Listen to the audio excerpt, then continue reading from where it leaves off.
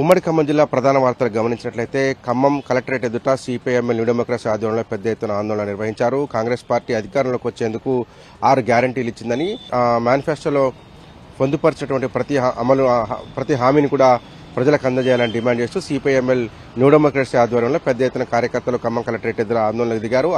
6 గ్యారంటీలు ఇప్పటివరకు అమలు కాలేదని, ఏడాది పాలన పూర్తి చేసుకున్నటువంటి రేవంత్ రెడ్డి సర్కార్ ప్రజలకు ఎలాంటి సంక్షేమ పథకాలు అందించలేకపోయిందని కూడా న్యూ డెమోక్రసీ ఆరోపించింది.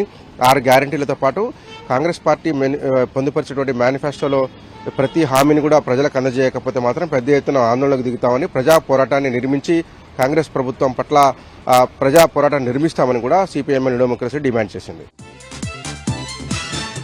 కొత్తగూడెం సిపిఐ కార్యాలయంలో సంయుక్త కిసాన్ మోర్చా అట్లాగే సెంట్రల్ ట్రేడ్ యూనియన్ ఆధ్వర్యంలో రైతు సంఘాల రౌండ్ టేబుల్ సమావేశం జరిగింది. ఈ సమావేశంలో గతంలో రైతులు ఢిల్లీలో చేసినటువంటి ధర్నాల సమయంలో ఇచ్చినటువంటి లిఖితపూర్వక హామీని కేంద్ర ప్రభుత్వం అమలు చేయాలని డిమాండ్ చేశారు. దాంతోపాటు కార్మిక కోడ్లను రద్దు చేసి విద్యుత్ సవరణ బిల్లు ఏదైతే కేంద్ర ప్రభుత్వం ప్రవేశపెట్టిందో దాన్ని ఉపసంహరించుకోవాలని కూడా రౌండ్ టేబుల్ సమావేశం అభిప్రాయపడింది. రైతుకు మద్దతు ధర చట్టాన్ని పార్లమెంట్లో ప్రవేశపెట్టాలని కోరుతూ ఈ నెల 26వ తారీఖున రాష్ట్ర వ్యాప్తంగా ఉన్నటువంటి అన్ని కలెక్టరేట్ల దగ్గర ఆందోళన చేయబోతున్నట్టుగా కూడా ఈ రైతు సంఘాల సమాఖ్య రౌండ్ టేబుల్ సమావేశం నిర్ణయించింది. త్వరలోనే రైతు అనుకూలమైనటువంటి ప్రకటన రాకపోతే పెద్ద ఎత్తున ఉద్యమిస్తామని కూడా వామపక్ష రైతు సంఘాలు ప్రభుత్వానికి హెచ్చరిక జారీ చేశాయి. ఖమ్మం అడిషనల్ కలెక్టర్ శ్రీజ ప్రభుత్వ మెడికల్ కాలేజీని అనుబంధంగా ఉన్నటువంటి ప్రభుత్వ ఆసుపత్రిని ఆకస్మికంగా తనిఖీ చేశారు. ఫార్మాసిస్టు పైన ఆగ్రహం వ్యక్తం చేశారు. ఫార్మసీలో ఉన్నటువంటి మందుల వివరాలను నమోదు చేయడంలో నిర్లక్ష్యం వహిస్తున్నారంటూ అడిషనల్ కలెక్టర్ ఆగ్రహం వ్యక్తం చేశారు.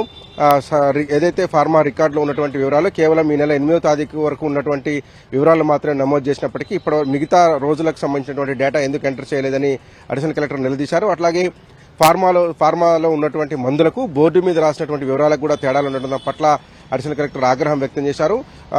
రోగులకు అందుతున్నటువంటి ప్రతి మెడిసిన్ కూడా రోగులకు అందే విధంగా చర్యలు తీసుకోవాలని, రికార్డులు సరిగా మెయింటైన్ చేయాలని కూడా ఆవిడ ఫార్మసిస్ట్ సంబంధించినటువంటి మిగతా అధికారులకు అట్లాగే సూపరింటెండెంట్ మిగతా వైద్య సిబ్బందికి అందరికీ కూడా సూచన జారీ చేశారు.